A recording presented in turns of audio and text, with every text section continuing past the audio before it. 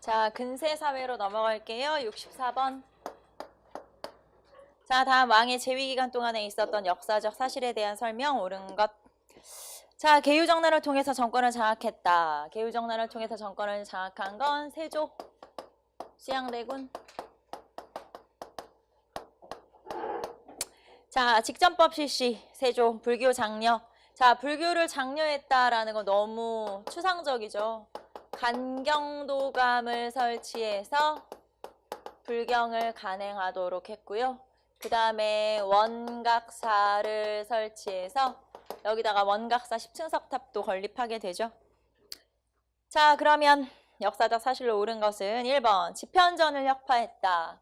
자, 집현전과 집현전뿐만 아니라 경연까지 다 폐지해버리죠. 정답은 1번 찾으시면 되겠네요. 요게 세조. 자, 집현전을 혁파한 이유는 집현전의 학자들을 중심으로 단종 복위운동이 일어났기 때문에 그래서 1번 맞고요.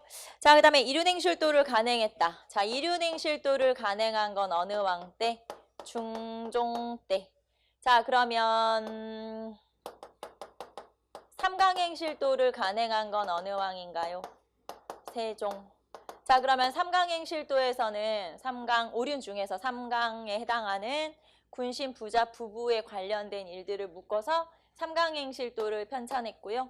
자, 그 다음에 나머지 장유유서와 붕유유신을 따로 묶어서 이륜행실도를 만들었죠.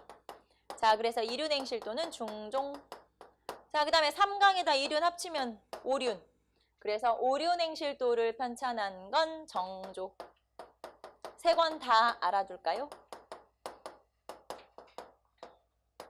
삼강행실도, 세종, 이륜행실도, 중종, 오륜행실도, 정종. 자, 그래서 2번. 자, 다음 3번. 계해약조를 맺어서 일본과 교류했다. 자, 계해약조를 맺은 건 어느 왕 때? 세종. 자, 그러면 우리는 계해약조만 알지 말고 계해약조의 그 내용까지 알아두시면 되겠죠? 자, 세견선 얼마? 세견선 50척. 그 다음에 세사미도 얼마? 세사미도 200석. 그래서 세견선 50척, 세사미도 200석. 자, 그 다음에 경복궁을 이궁으로 창덕궁을 건립하였다. 자, 경복궁을 이궁으로, 창덕궁, 경복궁의 이궁으로 창덕궁을 만들었다. 즉, 창덕궁 건립한 왕이 누구? 태종. 창덕궁을 건립한 건 태종이죠. 이렇게 생각하시면 돼요. 자, 조선시대에 수도를 한번 옮긴 적이 있었죠. 언제? 일단 한양 때 천도, 한양으로 천도를 하고 태조 때. 자, 그리고 나서 정종 때 개경으로 다시 옮겼죠. 자, 그런데 그때 옮길 때는 이미 1차 왕자의 난이 일어나고 그 다음에 이제 태종이 세자가 된 후잖아요. 자, 그리고 나서 본인이 왕이 됐을 때 다시 환도를 하게 되는데 환도를 할 때는 자기 형제들이 죽었던 그 궁궐로 돌아가고 싶지 않은 거예요. 그래서 새로 궁궐 하나 지은 거예요. 자, 그러니까 경복궁의 이궁으로 창덕궁을 건설했다 하면 태종. 자, 그러면 창경궁을 만든 건 성종. 네, 창경궁은 성종. 거기까지 알아두시면 되겠죠? 창덕궁, 태종, 창경궁, 성종. 창경궁을 설치한 이유는 뭐 어떤 사건이 계기가 된 게 아니라 왕실의 그냥 할머니들, 여자 어른들 편하게 지내시라 라는 의미로 창경궁을 만들게 되죠. 자, 그러므로 세조에 관한 설명을 골라라. 1번. 자, 65번. 조선 초기 국왕의 업적에 대한 설명으로 옳지 않은 것은. 자, 태조는 한양으로 천도하고 한성부로 이름을 바꾸었다. 자, 조선을 건국한 시기가 조선 건국, 그리고 한양 천도, 한양을 천도한 게 역시 태조. 자, 그래서 1번 맞고요. 2번. 태종은 창덕궁과 창경궁을 새로 건설했다. 우리 금방 한 얘기죠? 창경궁을 만든 건 어느 왕 때? 성종. 정답은 2번 찾으시면 되겠네요. 자, 그러므로 이것도 알고 있어야 되겠죠? 창덕궁, 태종, 창경궁, 성종. 자, 3번. 세종은 사가독서제를 실시하여 학문활동을 장려했다. 사가독서제는 말 그대로 지금으로 하면은 약간 뭐라고 하면 될까요? 교수들 안식년 같은 뭐 그런 거죠. 그러니까 연구할 수 있는 기간을 준 거예요. 말하자면 공부할 수 있는 기간을 준 거죠. 자, 그다음에 4번. 세조는 강경도감을 설치하고 불경을 번역하고 간행했다. 앞에서 불교 장려하면서 설명했던 거죠. 정답은 2번. 자, 66번 미추진 9강 재위기간에 있었던 일로 옳은 것은 자, 지금 국왕께서 풍속을 바꾸려는 데에 뜻이 있으므로 시는 지극하신 뜻을 받들어 완악한 풍속을 고치고자 합니다. 이루행실로 말하면 신이 전에 승지가 되었을 때에 간행한 것을 청했습니다. 삼강이 중한 것은 아무리 어리석은 부부라도 모두가 알고 있으나 붕우 형제의 이륜에 이르러서는 평범한 사람들이 제대로 모르는 경우가 있습니다. 자, 붕우, 그 다음에 형제의 이륜에 대해서 얘기하고 있네요. 자, 그럼 이 책은 뭘까요? 이륜행실도. 자, 이륜행실도를 편찬한 게 어느 왕 때? 중종. 자, 그래서 중종 재위기간에 있었던 일로 옳은 것을 골라라. 자, 그럼 1번 주세붕이 백운동 서원을 세웠다. 자, 백운동 서원을 세운 건 언제? 요게 이제 16세기 서원 건립, 우리 배웠죠? 사림들이 서원을 건립했다. 요게 중종 때예요. 정답은 1번 체크하시면 되겠죠. 자, 그러면 이렇게 중종 때 주세붕이 백운동 서원을 세웠는데 이게 나중에 사액 서원으로 바뀌잖아요. 누가 건의해서? 이황이 그럼 건의해서 사액 서원이 된 건 어느 왕 때일까요? 네, 그거는 명종. 그래서 그거는 명종식이다 라는 것까지 알아두시면 되겠죠. 자, 그 다음에 김시습이 금오신화를 저술하였다. 김시습이 금오신화를 저술했다. 금오신화는 최초의 한문 소설이에요. 최초의 한문 소설로 평가받고 있는 게 김시습의 금오신화라고 하는 책이고요.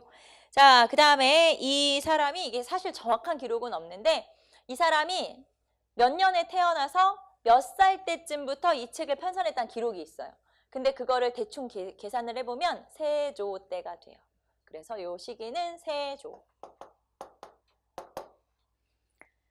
자, 그 다음에 3번 국조오례의가 편찬되고 동국여지 승남이 만들어졌다. 자, 국조오례의는 국가의 5가지 예절에 관한 거고요. 그 다음에 동국여지 승남은 지리, 자세한 지리적 상황을 나타낸 책들이죠.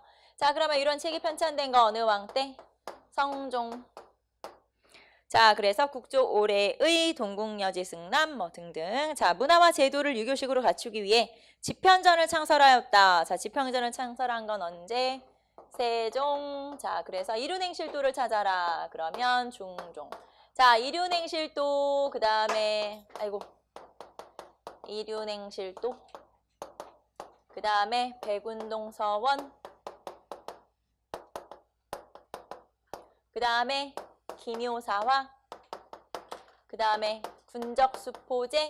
자, 지금 제가 중종 때 있었던 일들 중에서 여기 지문에 나오지 않았지만 여러분이 알아야 되는 그런 일들. 자, 이륜행실도랑 백운동서원이랑 기묘사화. 기묘사화는 가장 대표적으로 누구? 조광조. 자, 그 다음에 군적수포제라고 해서 그전에는 성인 남자들이 군대를 직접 갔어야 했지만 이제는 세금을 내고 군대를 안 가도 되는 그런 제도가 실시된 게 바로 중종 때예요. 그래서 요것까지 전부 다 중종이구나 라는 거 알아두시면 되겠죠. 자, 정답은 1번. 67번. 자, 다음과 관련된 사건에 대한 설명 옳은 것은 조룡이 어금니와 뿔을 휘두른다고 한 것은 세조를 가리켜 시황제에 비긴 것이요. 회왕을 찾아내어 민망에 따랐다고 한 것은 노산군을 가리켜 의제를 비긴 것이요. 그 인을을 볼 수 있다고 한 것은 노산을 가리킨 것이니 의제의 마음에 비추어 말한 것이다. 자, 거기 보시면은 시황제도 나오고 회황도 나오고 세조도 나오고 노산군도 나오고 막 이런 내용이에요. 말하자면 이 사람이 쓴 글이 아무래도 세조와 노산군을 빗대어 설명한 것 같구나. 이놈이 나쁜 놈이구나 라고 지금 얘기하는 거고요. 여기서 말하는 노산군이 단종이에요. 그러니까 세조가 단종을 죽인 것을 자 여기 보시면은 뭐 회왕과 조룡과 뭐 시황제와 어쩌고저쩌고 막 나와 있죠. 자, 말하자면 왕위를 찬탈한 세조를 비판하고 있는 글이다. 자, 그러면 여기서 지금 비판하고 있는 건 조의제문을 얘기하는 거예요. 자, 조의제문이라고 하는 글은 김종직이 쓴 글이고 이 김종직이 쓴 조의제문을 이 사람의 제자인 김일손. 그런데 김일손의 직업이 사관. 그래서 이 사람이 사초에 실었던 게 문제가 돼서 사화가 일어났죠. 자, 그러면 김일손이 사초에 실었던 요 김종직의 조의제문이 원인이 돼서 일어난 사화가 무슨 사화? 무슨 사화냐면 무오사화. 그래서 연산군 때 있었던 무오사화를 얘기하는 거예요. 자, 그러면 요거와 관련된 사건에 대한 설명 옳은 것은 1번. 무오사화를 찾으면 되겠죠? 패비 윤씨 사건에 관련된 자들과 살인 세력이 제거되었다. 자, 그러면 패비 윤씨 사건이 원인이 돼서 일어난 사화 무슨 사화? 갑자사화. 그래서 갑자사화는 연산군. 임사홍 뭐 이런 사람들이 뭐라고 해야 돼? 가해자. 그 다음에 뭐 한명회를 비롯한 여러 그 훈신들 더불어 살인들까지 같이 제거된 사건이 갑자사화죠. 자, 두 번째, 훈구 세력은 조광조 일파를 모함하여 죽이거나 유해보냈다. 조광조가 원인이 된 사화 무슨 사화? 기묘사화, 중종. 자, 훈구 세력이 사관 김일손의 사초 내용을 문제 삼아 살인을 축출하였다. 정답은 3번. 3번이 무오사화가 되겠죠. 그래서 무오사화에서는 이극돈이라는 사람이 언급되죠. 이극돈이라든가 뭐 등등. 그 다음에 김일손이라든가 이런 사람들. 자, 정답은 3번, 4번. 훈구 세력이 폭정을 일삼던 연산군을 몰아내고 중종을 왕으로 세웠다. 자, 이 사건은 뭐라 그래요? 네, 중종 반정. 자, 그러면 중종 반정을 주도한 게 훈구라고 했죠. 그래서 훈구가 중종을 왕으로 추대한 사건. 그럼 이걸 순서대로 해보세요. 순서대로. 제일 먼저 뭐부터 와요? 무오사화 3번. 그 다음에 갑자. 그 다음에 중종 반정이 와야 되죠. 중종이 왕이 된 뒤에 조광조를 이제 바탕으로 해서 조광조 때문에 일어난 김용 이렇게 되겠죠. 그래서 순서대로 하면 3, 1, 4, 2 순서대로 되네요. 그쵸? 이렇게 순서 물어보는 문제도 나올 수 있으니까 체크 한번 해보시면 되겠죠. 자, 정답은 3번. 68번 갑시다. 조선지방제도에 대한 설명 옳은 것을 보기에서 고르면 기역, 군현 밑에는 면리 통을 두고 5집을 1통으로 편제하였다. 자, 군현 밑에는 면리 통을 두었죠. 그래서 군현 밑에 면리 통을 뒀는데 자, 면에는 면임, 리에는 리정. 자, 면에는 면임, 그 다음에 리에는 리정, 그 다음에 통에는 통주. 자, 그래서 쉽게 말하면 면장, 이장 이런 사람이죠. 지금으로 하면. 그래서 면임, 이정, 통수가 있었다. 그리고 이 통은 5집을 묶어서 하나의 통으로 관리하죠. 그런 걸 오가작통제, 오가작통법이라고 하죠. 오가작통법을 실시했다. 오가작통법을 법제화한 건 성종 때예요. 오가작통법을 법제화한 건 성종. 그러니까 그 이전부터 조금씩 실시되다가 아예 법으로 이렇게 다 만들어버린 건 성종. 한명회의 건의에 의해서 성종 때 법제화되죠. 자, 그러면 기역 맞고요. 니은. 자, 수령은 자기 출신 지역에 부임하지 못하며 각 도의 관찰사를 파견하여 수령의 업무 성적을 평가했다. 자, 수령은 자기 출신지에 파견되지 못한 무슨 제도? 상피제. 그래서 상피제가 관찰사와 수령에게 모두 적용되고요. 자, 그 다음에 관찰사라고 하는 사람은 각 도에 파견된 사람인데 종 2품 이상이고, 자, 그런데 관찰사는 그 지역을 다스리는 행정, 재판하는 사법, 그 다음에 군사 지휘권을 갖는 군사권에다가 플러스 감찰권을 같이 가지고 있어서 여기서 말하는 감찰이라고 하는 건 수령을 감찰하는 거죠. 수령의 이제 스승이 아니라 뭐라 그러지? 상사니까. 수령에게 점수를 주는, 관리하는 역할을 하죠. 자, 그래서 관찰사 맞고, 자, 그래서 기역, 니은 다 맞고요. 디귿. 향리는 수령의 행정 실무를 보좌했으며 아전으로 신분이 격하되었다. 자, 향리라고 하는 사람은 고려에 비해서 신분이 한 단계 낮아진 거죠. 그래서 향리는 세습적 아전으로 전락, 고려에 비해서 한 단계 낮아졌기 때문에 세습적 아전으로 전락하게 되죠. 자, 그러면 향리가 그전에는 지방의 실질적 지배자여서 지방관과 같은 그런 역할을 했지만 이제는 모든 지역에 다 수령이 파견되기 때문에 이번에는 수령을 보좌하는 역할로 한 단계 낮아진 거죠. 자, 그래서 향리한테는 일단 보수가 없었고요. 월급 없고, 그 다음에 군사 지휘권 없고요.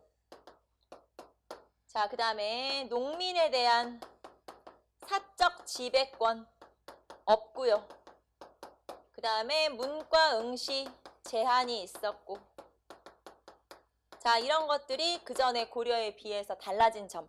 그러니까 고려는 보수 있었고 월급 주고 군사 지휘권 있고 농민 사적 지배 가능하고 과거 응시도 가능했었는데 고려에 비해서 다 한 단계씩 지금 낮아진 거예요. 그래서 역할이 없어져 버린 거죠. 그래서 무보수, 군사 지휘권, 농민 실제 지휘권, 지배권 없고 문과 응시는 제한받고. 자, 그러면 향리는 수령의 행정 실무를 보좌했으며 아전으로 격화되었다. 그리고 육방으로 구성되죠. 그래서 이방, 호방, 예방, 공방, 형방 등등. 자, 그래서 디귿도 맞는 설명이죠. 기억, 니은, 디귿 다 맞네요. 리을 볼까요? 각 군현의 지방민의 자치를 허용하기 위해서 경제소를 설치했다. 자, 리을 여기다 봅시다. 자, 지방 자치를 담당하면서 그 지방의 양반들이 구성한 조직이 유향소.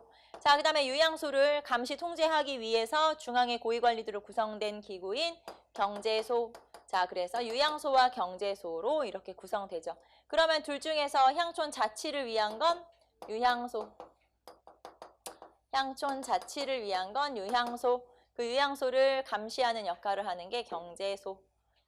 자, 그러면 유향소와 경제소는 원래 고려의 사심관 제도가 분화된 거예요. 그래서 고려의 사심관 제도가 고려에서 조선으로 넘어오면서 이렇게 분화된 거다라는 걸 알 수가 있죠. 자, 그러므로 경제소가 아니라 여기서는 유향소로 바꿔야 되겠죠. 정답은 리을 빼고 나머지는 다 맞아요. 정답 3번. 자, 69번 고려시대, 조선시대 과거제도에 대한 설명으로 가장 옳은 것은, 자, 봅시다. 속과인 생원과나 진사과에 합격하면 문과에 응시할 수 없었다. 뭔 소리야.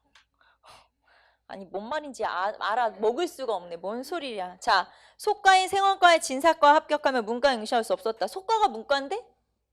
그런 거 아니에요? 자, 조선시대의 과거는 문과, 무과, 잡과가 있었어요. 이게 조선의 과거의 종류. 그리고 문과가 다시 속과, 백과로 이렇게 구성되잖아요. 당연히. 그래서 속과인 생원과와 진사과에 합격하면 문과에 응시할 수 없었다. 뭔 소리야. 뭔 말인지 이해할 수가 없네. 일단 틀렸고. 2번. 생원과와 진사과의 초시에는 지역별 할당 인원이 있었지만 문과의 경우는 지역 할당이 없이 초시, 복시 모두 시험 성적 순으로 뽑았다. 자, 봅시다. 속과. 자, 문과에서 예비시험이 속과죠. 속과는 초시와 복시의 순서대로 이렇게 이루어지고요. 자, 그 다음에 여기 합격하면 이제 대과 시험을 보는 거죠. 자, 그러면 대과 시험은 초시, 복시, 전시 이렇게 보는데, 자, 이 중에서 속과 초시랑 대과 초시는 다 각 도의 인구 비례에 따라서 선발을 하죠. 자, 그러면 다시 봅시다. 생원과나 진사과의 초시는 지역별 할당 인원이 있다. 맞고요. 그 다음에 문과의 경우에는 지역 할당이 없다? 아니고 초시는 지역 할당이 있다. 자, 그리고 복시는 시험 성적 순위죠 뭐. 그래서 정답은 2번 틀린 거고. 3번. 경국대전에서는 탐관우리의 자식 제가한 여자의 아들과 손자 설의 응시를 제한하였다. 네, 맞아요. 근데 정확한 표현으로는 문과 응시 금지라고 하는 게 사실 정확한 표현이죠.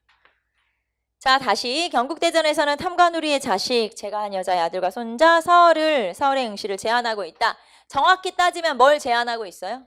문과. 네, 문과 응시를 제한하고 있고, 그러면 무과나 잡과는 응시할 수 있나요? 예, 응시할 수 있죠. 그래서 정확한 표현은 문과 응시를 제한하고 있다.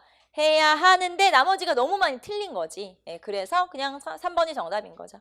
왜냐면 한국사의 문제는 질문에 뭐라고 써 있어요? 가장. 네, 가장 옳은 거, 가장 옳지 않은 거. 알겠죠? 그러니까 이 중에서 제일 옳은 거를 골라라 이 말이잖아요. 예, 나머지가 너무 틀렸어. 그러니까 이게 제일 옳죠. 그래서 정답은 3번이죠. 자, 4번에 문과 합격자에게는 합격 증서에 해당하는 백패를 주었다. 자, 금방 문과에 속과가 있고 그 다음에 대과가 있죠? 여기다 쓰지 말고 그냥 위에다 쓸까요? 자, 속과에 합격하면 뭘 받죠? 백패. 그 다음에 대과에 합격하면 홍패. 자, 무과에 합격하면 홍패, 잡과에 합격하면 백패. 그래서 백패인지 홍패인지 구별하시면 되겠죠? 자, 문과 합격자에게는 최종 합격 홍패를 지급하죠. 정답은 3번. 70. 자, 조선 초기 대외관계에 대한 설명으로 가장 옳은 것은 신숙주는 일본에 다녀온 뒤에 일본의 사정을 자세하게 소개한 견문록 해동제국기를 성종 때 편찬하였다. 맞아요. 자, 신숙주가 세종 때 서장관이 이제 어떤 벼슬이라고 생각하시면 돼요. 일본에 다녀왔어요. 그리고 나서 성종 때 이거에 관련된 기행문을 쓴 거예요. 말하자면 그 책이 해동제국기. 자, 그러니까 다녀온 거는 세종, 기행문을 쓴 거는 성종. 이렇게 시기가 조금 다르죠. 정치, 외교, 사회 뭐 이런 걸 다 망라해서 책을 쓴 거예요. 자, 그게 바로 해동제국기. 자, 그럼 옳은 거? 네, 1번이 정답. 2번 뭐가 틀렸는지 봅시다. 대마도주가 무역을 요청해 오자 벼슬을 내려 조선의 신하로 삼고 부산, 인천, 원산을 열어서 무역을 허용하였다. 자, 삼포개항 나와 있네요. 자, 그러면 항구 3개를 문을 열어줬어요. 이제 무역을 할 수 있도록. 자, 그러면 이렇게 삼포를 개항한 게 어느 왕 때? 세종 때. 자, 그럼 삼포는 부산포, 연포, 제포. 자, 그럼 부산포는 부산, 연포는 울산, 제포는 진해. 자, 그래서 부산, 그다음에 연포, 제포 이렇게. 자, 그럼 여기 나오는 부산, 인천, 원산 언제 개항한 거예요? 강화도 조약 때. 자, 그래서 1876년 강화도 조약 때 개항을 한 곳이 부산, 원산, 인천이죠. 자, 그 다음에 3번 태종은 요동수복을 포기하지 않고 삼남지방의 향리와 부민을 대거 북방으로 강제이주시켜 압록강 지역, 이남 지역의 개발을 추진했다. 태종은 이방원이죠. 태종은 요동수복을 보류. 그러니까 안 하겠다. 우리는 요동수복을. 이게 태종이에요. 자, 말하자면 태조랑 정도전이랑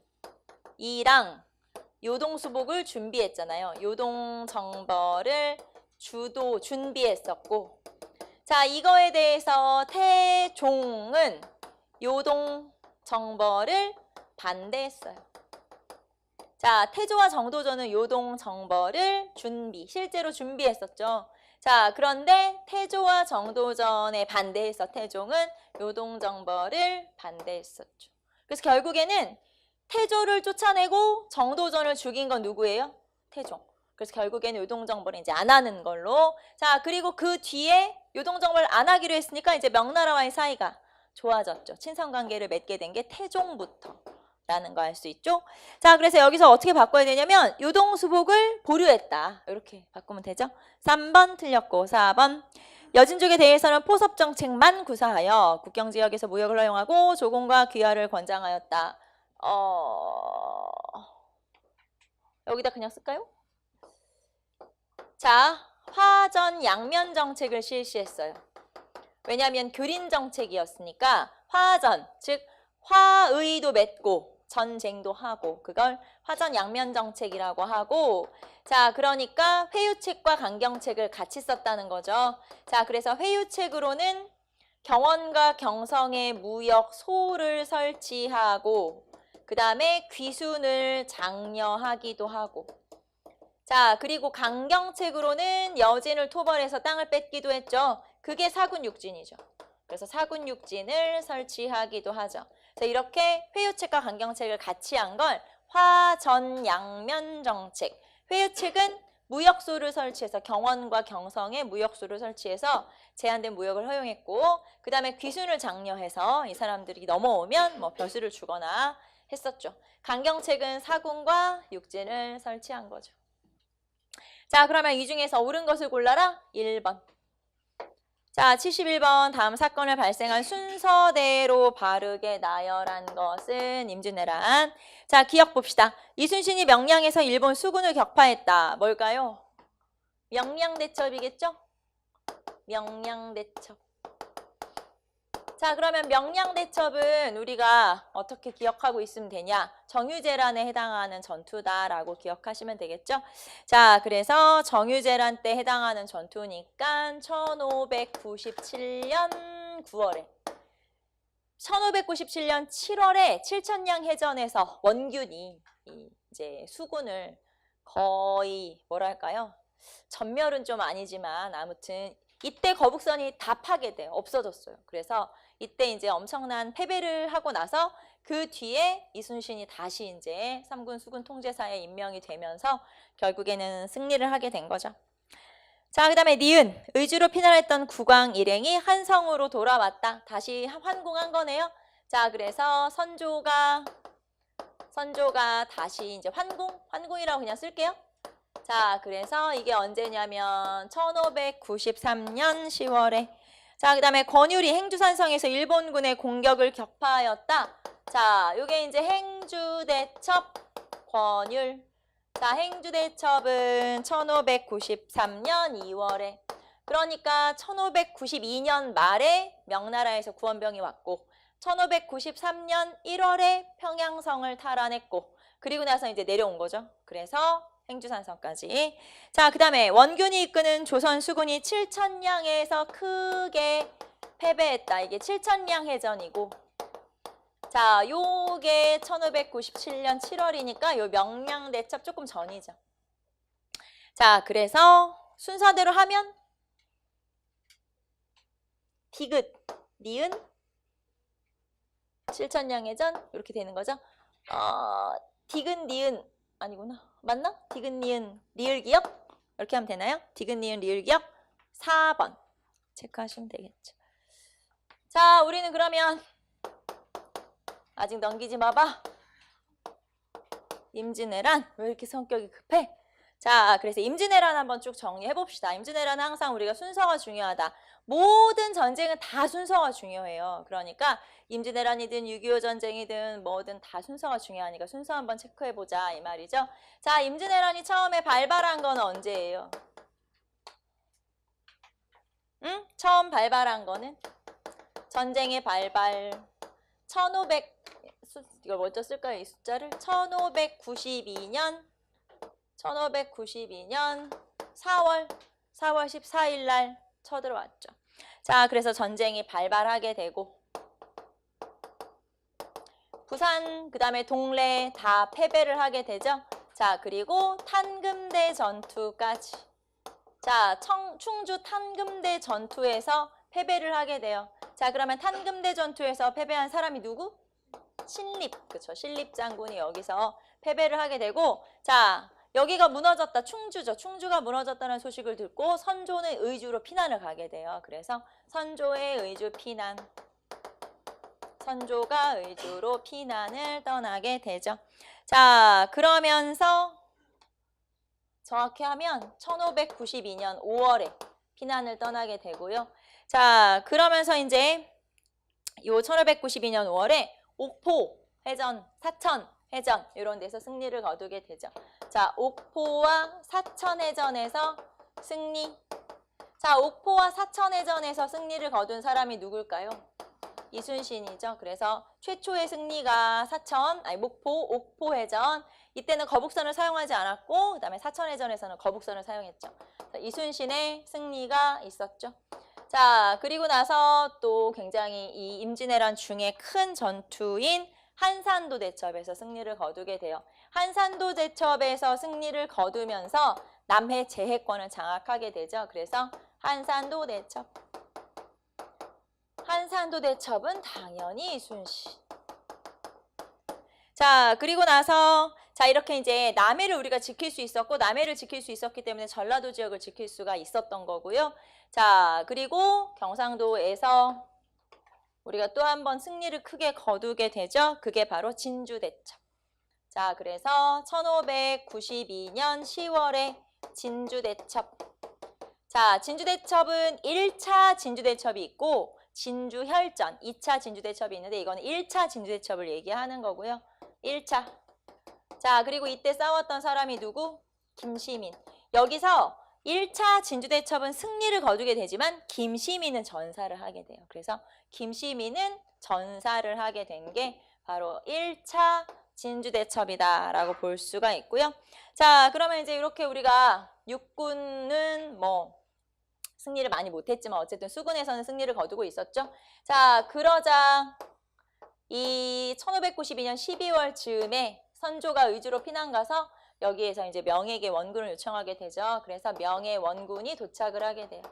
자, 이여송이 입구는 명의 원군이 도착을 하게 되고, 자, 그리고 그러면 명나라와 우리나라 군대가 힘을 합쳐서 싸웠겠죠. 이거를 조명연합군. 그래서 조명연합군이 평양성을 탈환하게 돼요.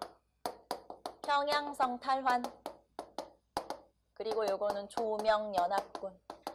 자, 그러면 이렇게 조명연합군이 승리를 거둘 때 조선을 이끌었던 사람은 누구? 유성룡. 네, 유성룡이 조명연합군에서 평양성 탈환할 때 우리나라를 이제 이끌게 되죠. 자, 그리고 나서 행주대첩. 앞에서 우리가 행주대첩 잠깐 나왔었죠. 자, 행주대첩 같은 경우는 요 1593년 2월인데 요 1월과 2월 사이에 중간에 벽제관 전투라고 하는 전투가 있어요. 말하자면 명나라 군대랑 같이 조명연합군이 평양성을 탈환하고 나서 요 명나라 군대가 더 이상 밑으로 내려가려고 잘 안 하는 거죠. 우리는 빨리 한양을 차지해야 되는데, 그래서 중간에 고양까지 내려와서 고양의 벽제관에서 우리가 전쟁에 한번 지게 돼요. 그게 벽제관 전투고, 그 벽제관 전투에서 지고 나서 다시 한번 이제 정비해서 엄청난 승리를 거둔 게 행주대첩이에요. 그래서 요 사이에 벽제관 전투라고 하는 또 전투가 들어가게 되죠.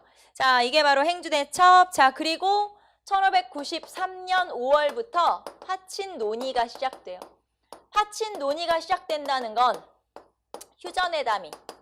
휴전회담이 시작된다라는 뜻이죠. 휴전회담은 명과 일본 사이에 파친 논의가 시작이 된 거고요.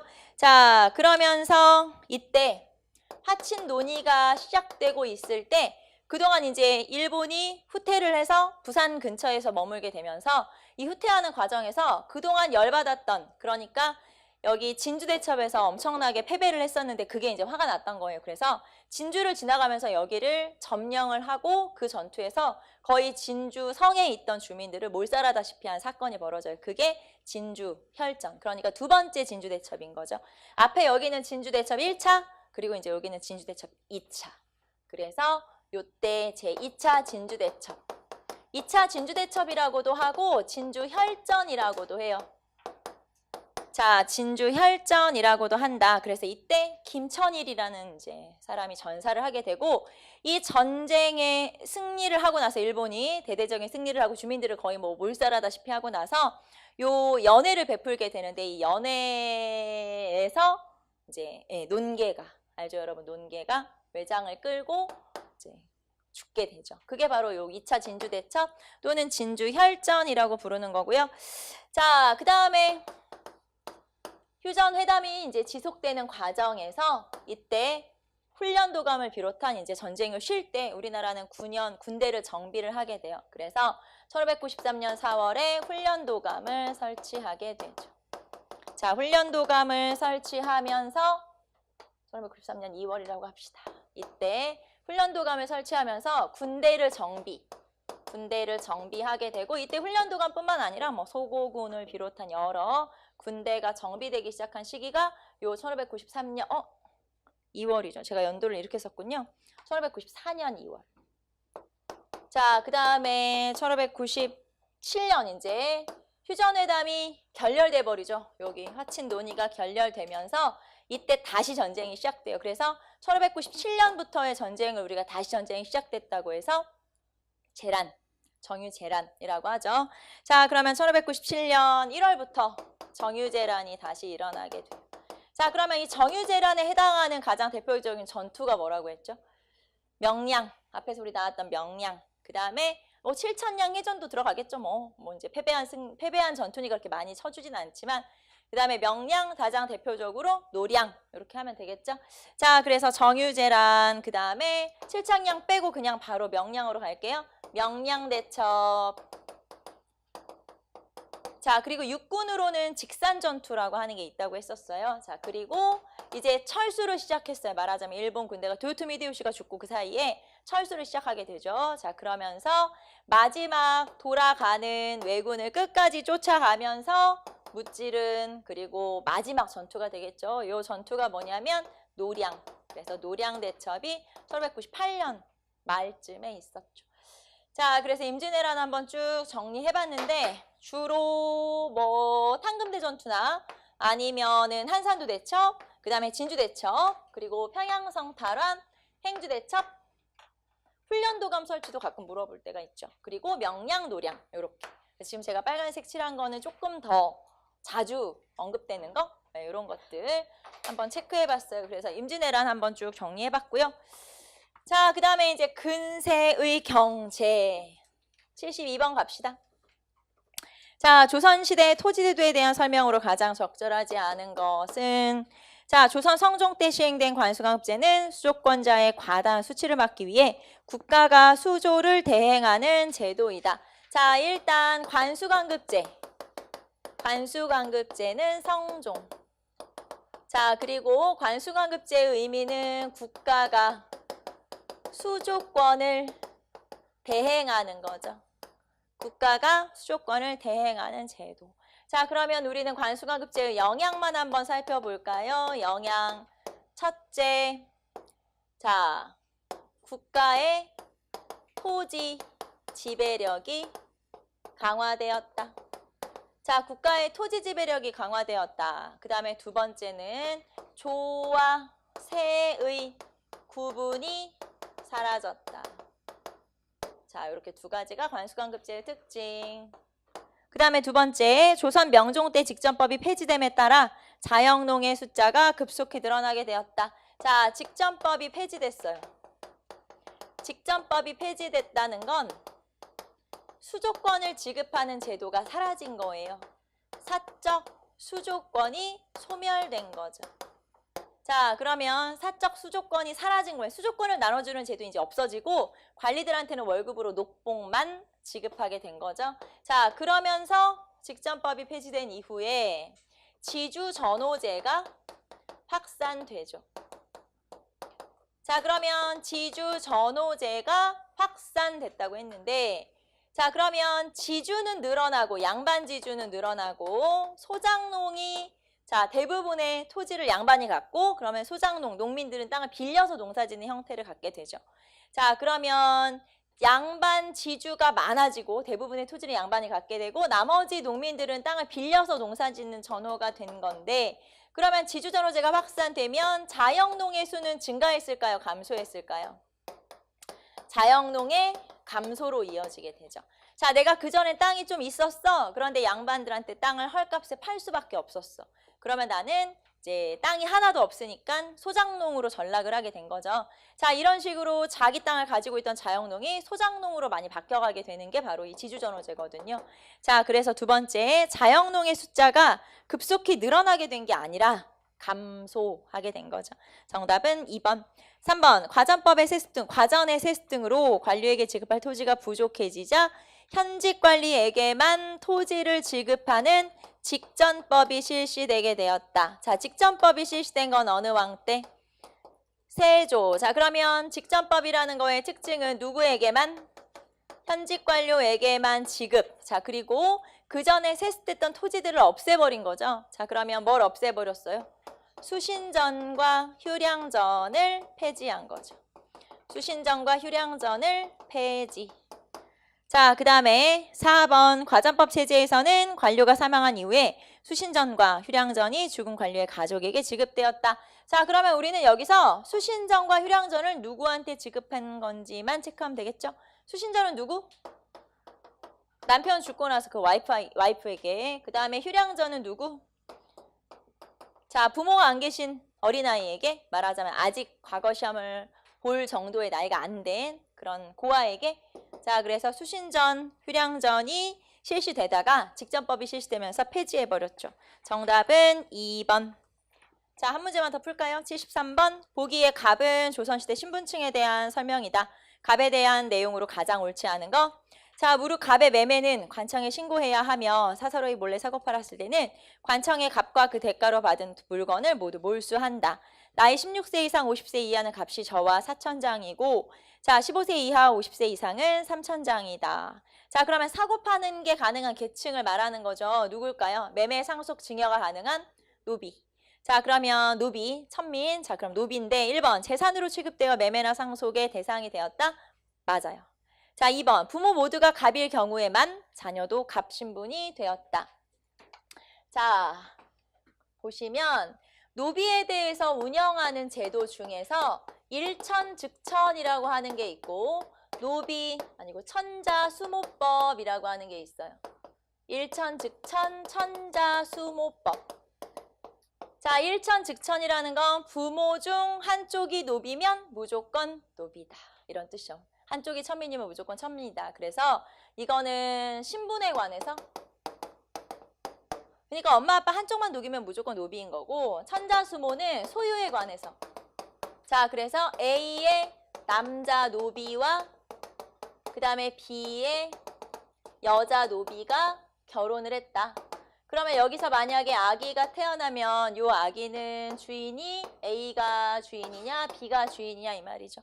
자, 그러면 천민의 자식은 수모, 엄마 쪽 부모를 따라간다라는 뜻이니까 이제 엄마 따라간다라는 거니까 요 아기는 결국엔 누구의 소유가 되는 거냐? B의 소유가 되는 거죠. 자, 그래서 여기서 부모 모두가 갑일 경우에만 갑이 되는 게 아니라 한쪽만 갑이면 무조건 노비다. 자, 정답은 2번. 3번 주인과 떨어져 독립된 생활을 하며 신공을 바치기도 했다. 자, 이렇게 따로 사는 노비를 뭐라고 불러요? 네, 외거노비. 외거노비는 주인에게 신공 바쳐야 되죠? 외거노비. 자, 국가에 소속된 경우에 관청의 잡무 처리와 물품 제작에 참여했다. 자, 관청에 소속돼서 일하는 노비를 입역노비. 자, 이런 사람들을 입역노비라고 하고 입역노비는 60세 이상이 되면 역이 면제돼요. 자, 60세 이상이 되면 역이 면제된다. 자, 그래서 여러분 73번까지 문제 풀어봤고요. 다음 시간에 와서 74번부터 문제를 풀어보도록 합시다. 자, 오늘은 여기까지 할게요. 수고하셨습니다.